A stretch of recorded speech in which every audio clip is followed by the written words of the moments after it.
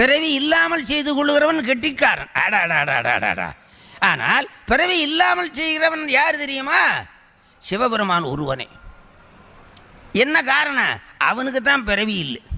அப்புறம் எல்லா சாமியும் பிறக்கும் இறக்கும். பிறக்கிற சாமி இறக்கிற சாமியை சேர்ந்தோம்னா நாமும் பிறக்கணும் இறக்கணும். பிறக்காத சாமியை சேர்ந்தோம்னா நாமும் பிறக்க மாட்டோம். மாய பிறப்பருக்கும் மன்னன் அடி போற்றியோடு. இதில் விளங்குதா? ஆகையினாலே பிறவி இல்லாமல் செய்கின்றவன் சிவபெருமான் ஒருவனே.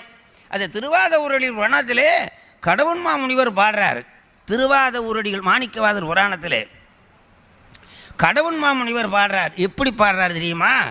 இப்படி ஆடுறாங்கல்ல நடராஜர், இப்படி ஆடுறாருல்ல, இந்த குறிப்பை பாருங்க.